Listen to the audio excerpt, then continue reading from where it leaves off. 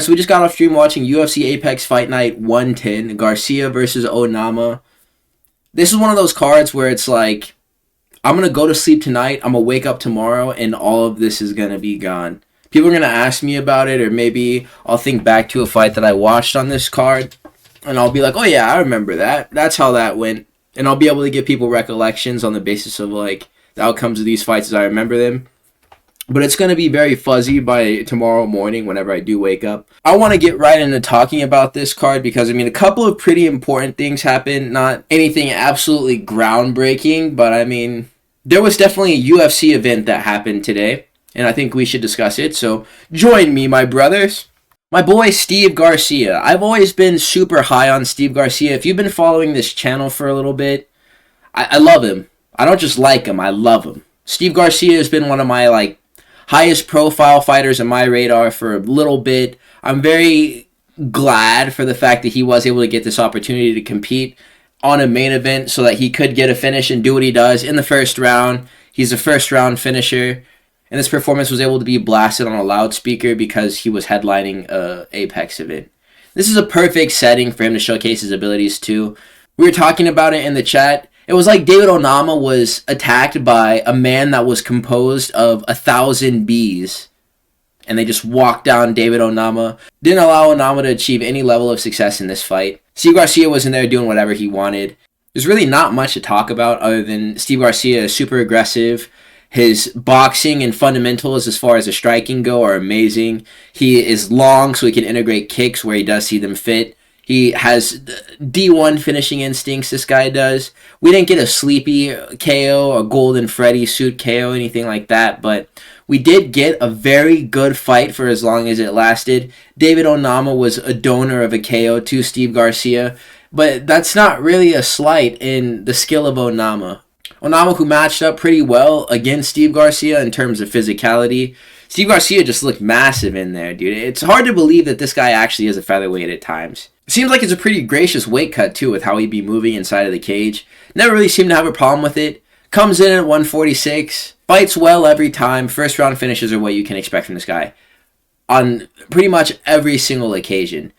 It'd be interesting to do some matchmaking for Steve Garcia. I'll probably do a video tomorrow where I matchmake some fights that I want to see in the UFC that haven't been made already. For a guy like Steve Garcia, I think that a good path forward for him, as he's going to be ranked within the top 10, is going to be to give him a fight like Gian Silva or maybe even Yusuf Salal. You could go either way with a guy like that because all three of those people have displayed a high level of potency in the first round to be able to finish fights.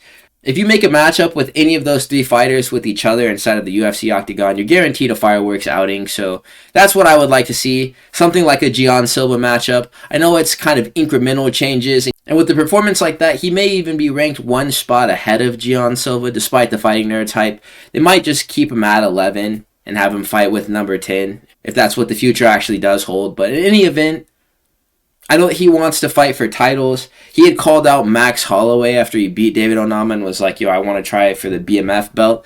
Which, I mean, makes no sense unless he plans on going up to 155 because Ilia Topuria has already beaten Max Holloway at 145 while he was still holding the BMF belt.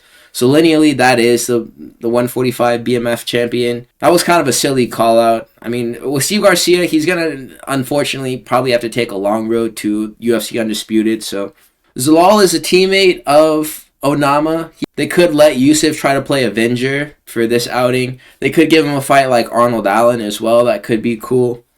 I think that Steve Garcia, what you risk in giving him a fight with anyone is him just completely blitzing them and knocking them out in the first round, which, I mean, I love to see it personally. I think that he's a great fighter. So I didn't really learn anything that I didn't know going into this fight about Steve Garcia. He's cold, and we should probably all be supporting him.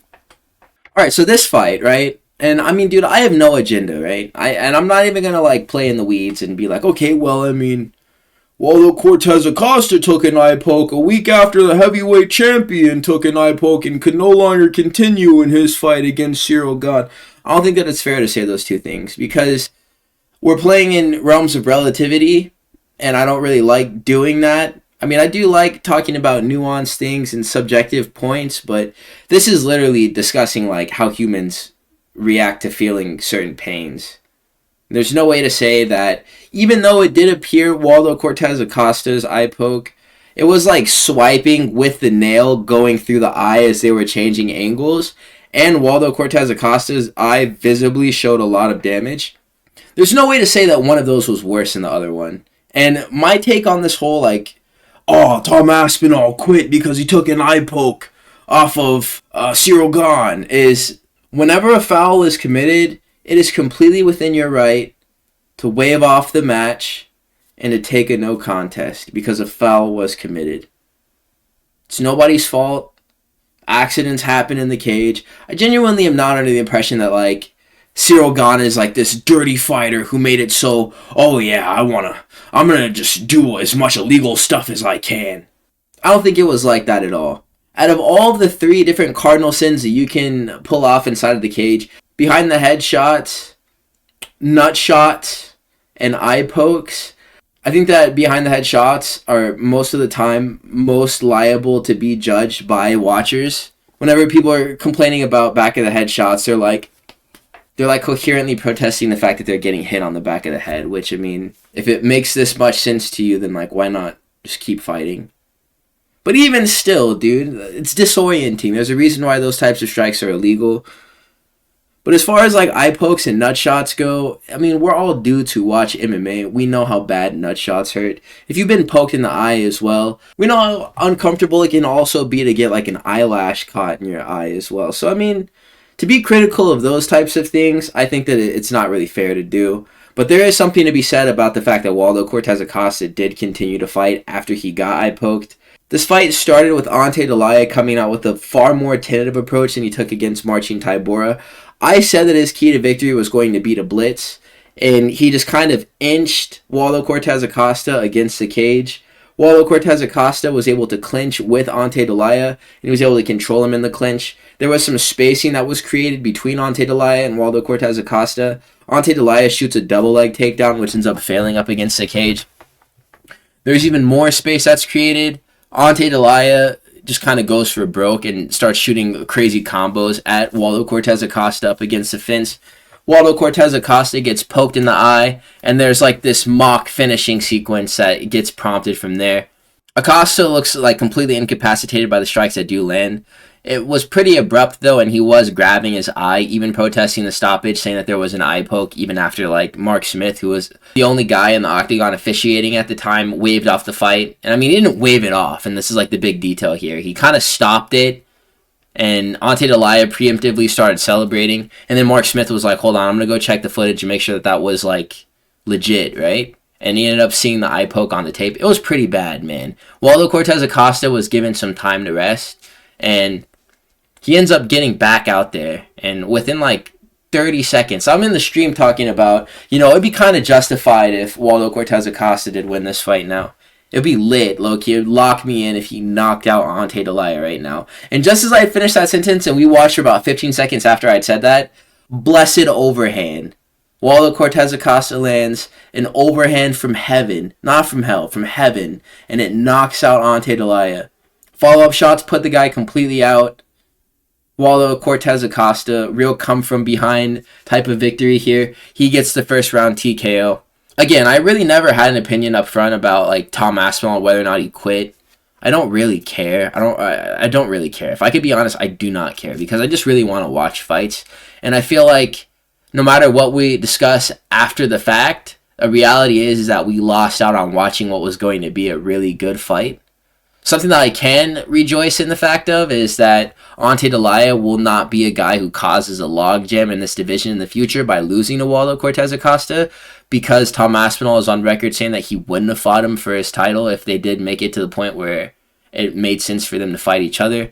Aspinall is talking about he would have vacated, and that would be for the purpose of letting Ante Delija have his moment. Three Nipple Man got knocked out by a guy who he had eye poked like 5 minutes prior to this happening. So that's like the storyline here. You're going to refresh your Instagram page and go through YouTube Reels, and if you're engaging in MMA media content, they're going to say that Tom Aspinall quit and that Waldo Cortes Acosta is an example of what you should do whenever you get eye poked. I'm not going to share my opinion on that matter because I do not have one. I just want to watch fights. The only opinion that I do have that I stand firm on is that we should not be over officiating these fights. People are talking about, oh, well, the ref should immediately take a point, and there should be disqualifications, and there should be money taken away from these guys in their purse if the eye pokes happen. I think that there's like a meeting that they're going to have. Herb Dean said on like November 4th, they're going to have a meeting to discuss what's to be done about eye pokes. They're going to like they're going to revamp the rules or something, but ideally, we want to keep the refs out of the fights, you know? Too much reffing is going to make our sport cringe and not fun to watch. So, I mean, eye pokes happen, nut shots happen, behind the head shots happen.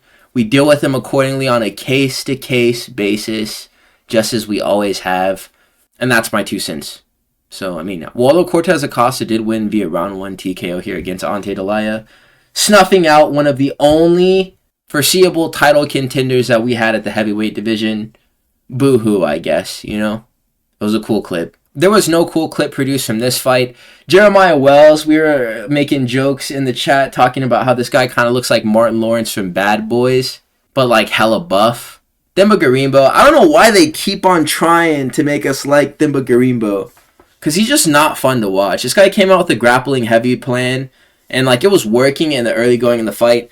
Then he completely blew out his arms and wasted his gas tank for getting 1 round of control, and he did nothing with it as far as attacking submissions went or getting significant ground and pound to make it so that would be something he could recurringly do. Jeremiah Wells is the grappler of these two. Jeremiah Wells was able to get takedowns through the 2nd and 3rd rounds of this fight.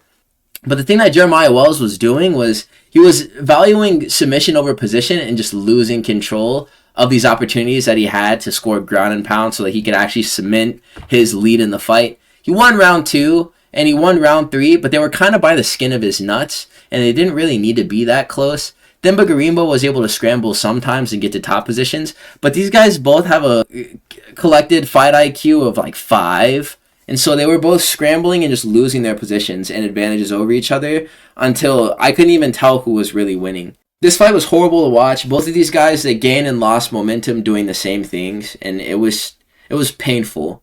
Jeremiah Wells ultimately ends up winning a decision. As I was watching this fight, Jeremiah Wells was the one who was ending up on top at the end of the 2nd and the 3rd round.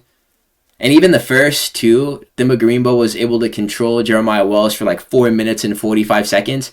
And it just became like a shifting pendulum of momentum between these two. Jeremiah Wells was like spending more time in top position, so I was like, okay, he probably won, and he did. And then he calls out Michael Chiesa, and then he says, give me the Canadian guy or the Australian guy. An announcement booth surmised that he might have been talking about Jake Matthews and Mike Malott, which I mean each are like pretty crazy call-outs, other than Michael Chiesa, because those other 2 dudes would do probably bad things to him. I really don't want to talk about this fight anymore. I did not have fun watching it. It was fun to meme on it with the chat, but like if it was just me in my room watching this, dude, like I would have fallen asleep, dude. I'm not gonna lie to you. I would have went to bed. I would have woken up, and I would have had to see the Steve Garcia knockout highlight on my Instagram feed, bro. Because this was a snoozer. The same thing can be said about Charles Radtke versus Daniel Frunza.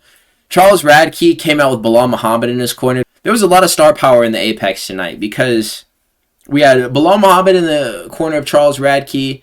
We had Farid Basharat there with Cody Durden. We had Yusuf Zalal there with Onama, and we had Charles Oliveira there for Allan Nascimento, Willie Cat as well, and also Diego Lima. But I mean, Diego Lima is the shooter box coach, so of course he's going to be there for his fighters. But yeah, this fight, this was a page right out of the book of Bilal Muhammad. Radtke was able to eventually get to a round 3 sub, but what this fight ended up being was Charles Radtke timing takedowns on Daniel Frunza, getting to them super easily, and then controlling a back take position, fighting for rear naked chokes, getting the attempt stuffed by Daniel Frunza until he just had no more gas or strength in him to be able to stop this offense. From the back take position, he was beating up Daniel Frunza. There wasn't even a whole lot of scrambles that was going on. It was just submission attempts and then ground and pound in between. It piled up through 2 rounds, and then in the 3rd, Radtke was able to slap on the RNC. Daniel Frunza had like a minute and a half left in order to get out of the choke, and he wasn't able to do it in this amount of time. He ends up tapping. Fight's over. I thought it was going to be a brutal knockout is what I predicted, but I mean, Charles Radtke still wins, right? This fight, honestly, just a whole lot of head-assery in the Apex tonight. These were funny fights to watch. like in a group setting. But individually, if I had made like actual bets on these picks and then watched the fights go the way they did, especially in the main card, I would have been so salty. Oh my god. Dulgarian sold the lay here. This was so much more of an easier fight for Yadier Del Valle to win than I thought it was going to be. Dulgarian shoots a takedown, gets sprawled. Yadier wraps up like this front headlock. Dulgarian does nothing to like fight the hands, and Yadier Del Valle moves to the back and he wraps a body triangle on Isaac Dulgarian. Isaac Dulgarian, instead of like trying to break the body triangle, using the cage to do this even, he's getting RNCs attacked on him and he's like punching instead of fighting the hands in order to try to stop this happening. The choking sequence took like 2 minutes too. Like, this guy had so much time to try to escape, but he just did nothing, dude. Just like, he opted to try to land ground and pound with his back taken. And he couldn't even reach the head of Yadier Del Valle. And whenever he was able to fight the hands, he would pull down the choke hand, and then he would just like gasp a little bit and not try to like push the elbow over his chin or like fight the other hand, and he would just get the RNC put right back on him. And he was defending super well. He was fresh and he had a lot of wind in him to be able to stop this choke from happening, but he just wasn't doing the right things. And in between, he was like punching Yadier Del Valle over his shoulder, and these are like the most inconsequential shots ever. Isaac Dulgarian could have played spoiler. He could have given Yadier Del Valle his first loss in the MMA octagon, but instead, he just completely crapped himself. And this was like, this is so nuts, man. I really couldn't believe this. Del Valle is good. I'll remember that for the future. This guy is actually, he's pretty solid, dude. He's probably going to be something in this weight class too. Even though this was an easy win for him to net through the grappling, this guy is a black belt, and he demonstrated some pretty high-level skills to be able to subdue a grappler like Isaac Dulgarian, who even though fought really strangely tonight, does have notable aptitude in the grappling on most other nights. So for the fact that he did get subbed in the first round by Yadier, we got to give him some kudos, and I will. Allan Nascimento versus Cody Durden. Nascimento, he was fighting so weird in this fight. No takedowns, no clinch initiations trying to get to body locks. This guy was fighting like it was his last stand, and he was getting his head boxed off by Cody Durden. Cody Durden was actually putting in work with his jabs and crosses on the inside. Allan Nascimento's sketchy defense, where he just kind of put his hands up and then just faded directly back into the range with his chin straight up in the air, was holding up, weirdly enough, against Cody Durden, who I thought would sleep this man defending punches like this. I saw a gap widening further and further between Allan Nascimento and Cody Durden in the stand-up, making it seem like this fight was going to be like foobar at a certain point, and that Allan Nascimento would have no hope in getting back into it. Likely past the second round if things had gone the way that they were going in the first throughout the entire duration of this fight.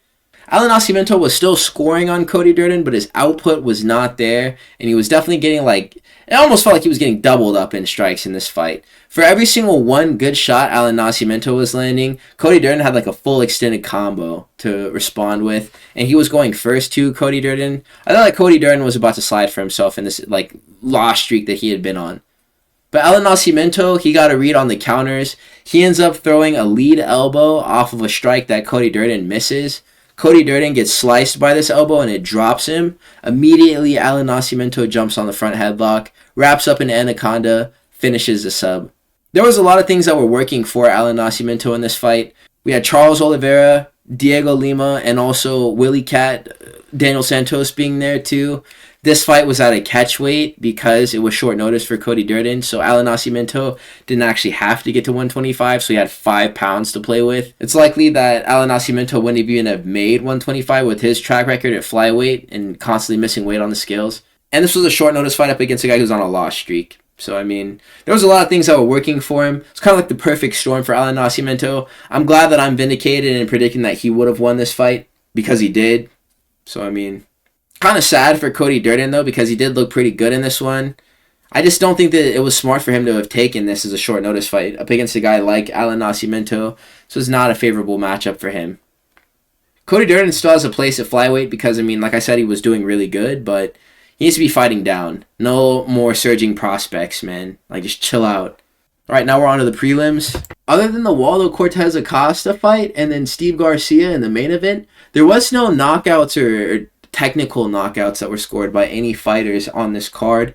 Any like sleepy drop moment that we got, it was followed up by a submission attempt. So officially, the fight was ended by submission. Billy Elekana versus Kevin Christian. Kevin Christian, dude, this guy looked like a So he looked like a deer in the headlights, man. And that he actually did something that you could constitute as like effective offense inside of the cage. He landed an inside low kick on the switch stance, Billy Elekana, who was southpaw, and he put like a massive potato-sized welt right under the kneecap of Billy Elekana on the inside of his leg. Kevin Christian, he moved away from this low kick and he didn't continue to kick the leg, even though like with his massive 6'7" frame, 6'7" frame, he should have been abusing that lead leg of Billy Elekana a bit more. Billy Elekana was using his legs to get on the inside of Kevin Christian's offense. Kevin Christian was just kind of waiting for Billy Elekana to do stuff. He would throw a lead hook to try to get Elekana off of him, but Elekana stayed patient and he was just kind of stalking the whole time. Billy Elekana ended up hitting like this pull right hook counter from the southpaw stance, so it was a lead hook. Kevin Christian had thrown like, it's kind of a big looping shot, which was just pulled and then countered beautifully by Billy Elekana. It ends up smashing Kevin Christian right on his sniffer, and he falls. He eats like a massive amount of ground and pound shots off of Billy. Billy jumps to the back and then wraps in a rear naked choke with his hooks in, and he's trapped the only free arm of Kevin Christian to a point where he can't tap. And where he is tapping, it's on the canvas, and it's on the far side of the referee who's not able to see him tapping, so he goes all the way out. There was two funny things that happened. It was Billy Elekana getting up after submitting Kevin Christian, and then going over to Chris Tognoni and saying, "Yo, whenever you officiate my fights, I always do so well. You were the referee in my first martial arts bout." And like he thanked him for just like being there, which was funny. And upon the replay, we all noticed that Billy Elekana had backward shorts. So this is the ghost of Marvin Vettori here. Billy Elekana had the backwards pants on, which was funny. Had me sounding like Joe Rogan though. Really nasty stuff on that lead leg. It looked like a brain was growing there. It was disgusting. Timmy Cuamba versus Changho Lee. This fight was just something to get us by. It's crazy how Timmy Cuamba is literally the spitting image of binge gym videos. It's crazy. It actually is nuts, dude. They look so much alike. Changho Lee in this fight, he came out with a furious pace out the chute. My guy used up all of his cardio attacking a rear naked choke, just backpacking Timmy Cuamba on the cage. Before this, he had completed a single leg and then took the back from there, got his body triangle in. Timmy Cuamba stands. Changho Lee spends the entire first 5 minutes of this fight trying to get a rear naked choke while he's on Timmy Kwamba's back. It's unsuccessful. Cuamba stayed patient, just working his boxing, which was pretty effective. Landing flying knees on telegraph takedown attempts that Changho Lee was telegraphing only because he was so tired. This guy Changho Lee, it's not even that his cardio is bad, even though he does gas out, but he gasses out only because he doesn't pace himself properly. And it's not even like he's like this prolific finisher, because I've seen him go to crazy decisions up against like Xiao Long on the road to UFC circuit. He's very skilled, but he's really got to make some revisions to the way that he does fight, because, I mean, he's the type of grappler where if you keep on putting pressure on this dude, you can make him just lose his footing and he'll just fall. And once he's in bottom positions and tired, you can get control time over him, and that's exactly what was happening to Timmy Cuamba. Timmy Cuamba was just like pump faking at him, and Changho Lee was like falling all over himself like a newborn deer. I had it 1-1 into round 3, and it looked like Timmy Cuamba had kind of sold it because he had tripped himself, and Changho Lee got to some control time. But then Timmy Cuamba was able to stand up, and Changho Lee was so tired after this that he was getting shot on and taken down in that third round, and Cuamba ended up finishing the last minute and a half in top position after he was landing the better shots on the feet through the entire fight. So he did win a decision here. It's tough, because I thought it would have been cool to see Changho Lee win this fight. I thought he matched up well with a fighter like Timmy Cuamba, but I mean, Cuamba at bantamweight is something to behold. That boxing is pretty nice, and I mean, seems to be fitting in pretty well around here. Beating a grappler with the skill level of Changho Lee.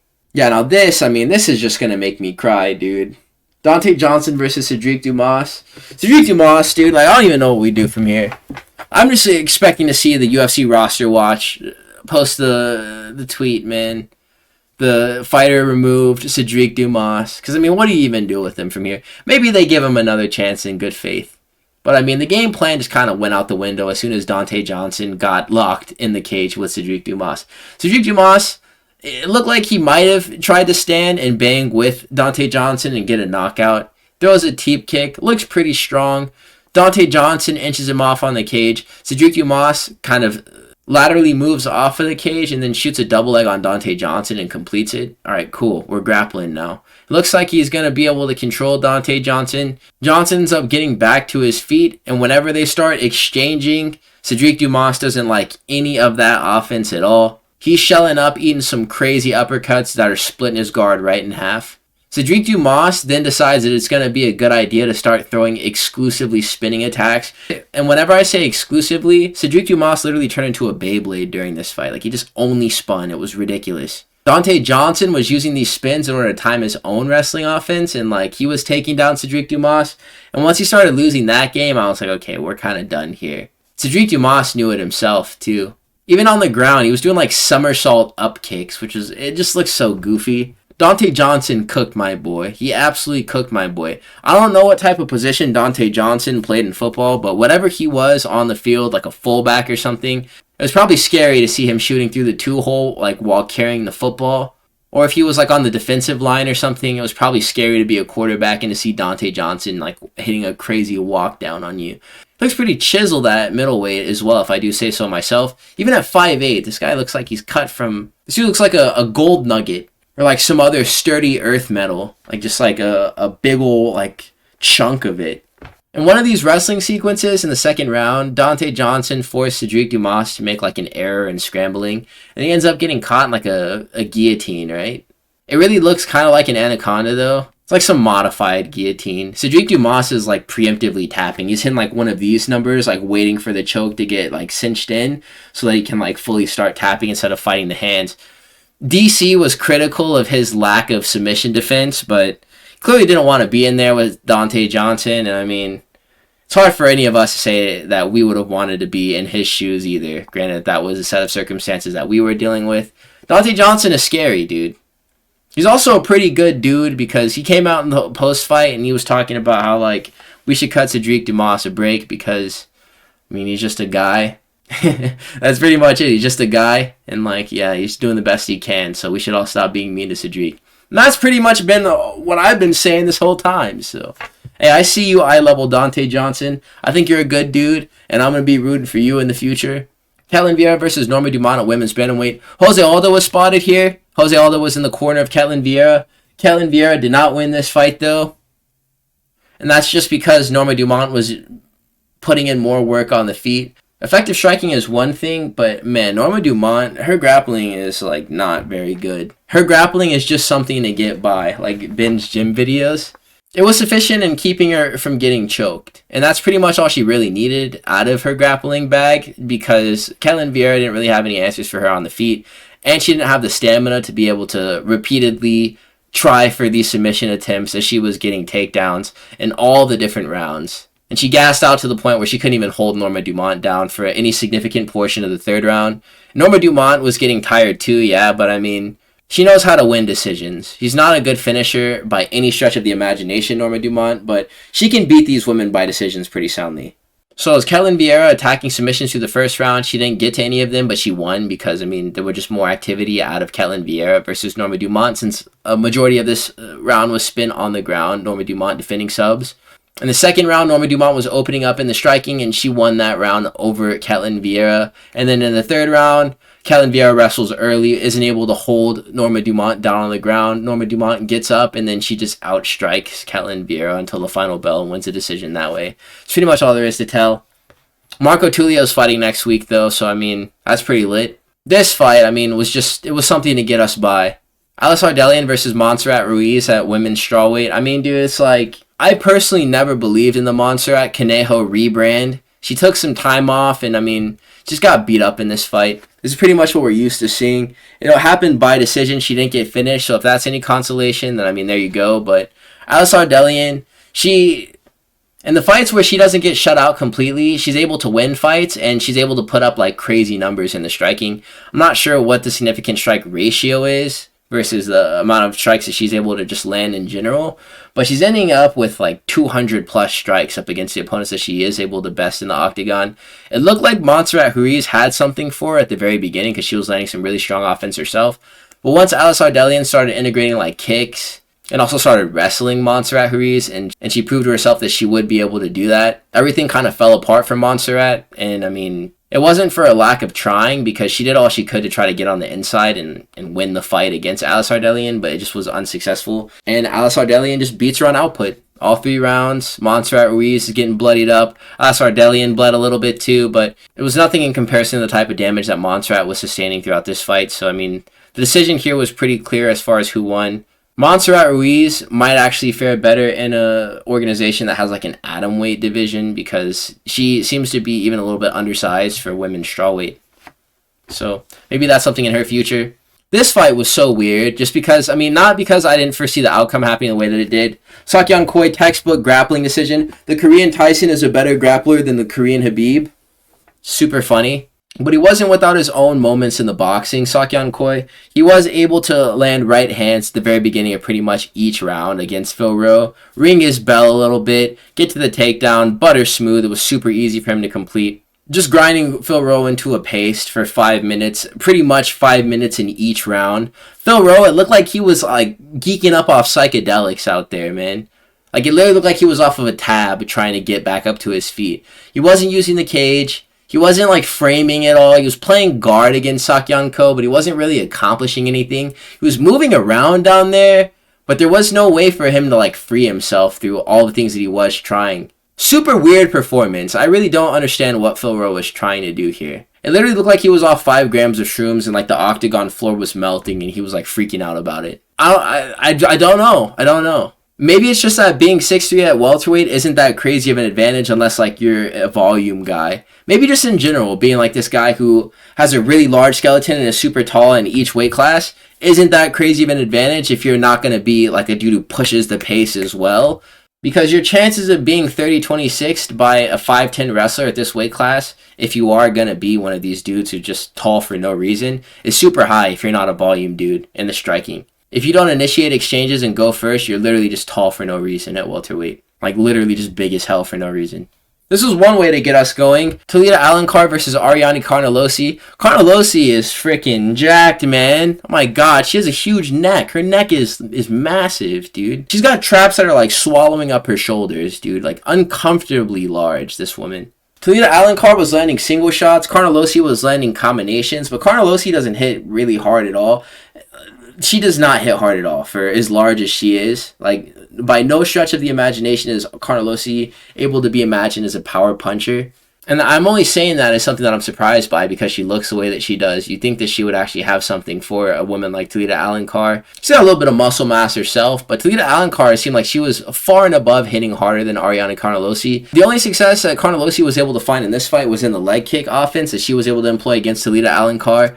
Other than that, she was just getting smoked. It looked like her takedown defense was going to hold up because she kept on digging for underhooks and not giving them up against Talita Alencar. And then she just started getting tripped and thrown up against the fence. And then from there, she was just getting controlled on the ground. Talita Alencar nearly RNC'd her at the end of round 2. Talita Alencar's grappling system is pretty cool. She gets to a front headlock. She transitions to like a crucifix. And then she takes it back and then just starts fighting for RNCs. She did this for 2 straight rounds, round 2 and round 3, and was able to get to a round 3 sub in this fight. I thought it was cool that she was able to finish because they were talking about how she needs to renegotiate her contract. So, I mean, hopefully she gets a bit more money for a performance like that.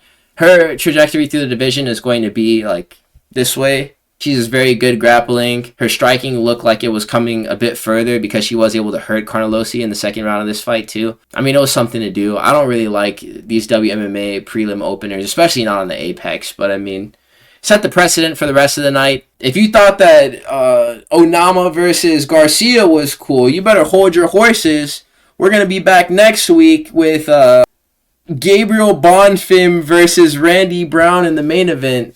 What do we go, 8-5?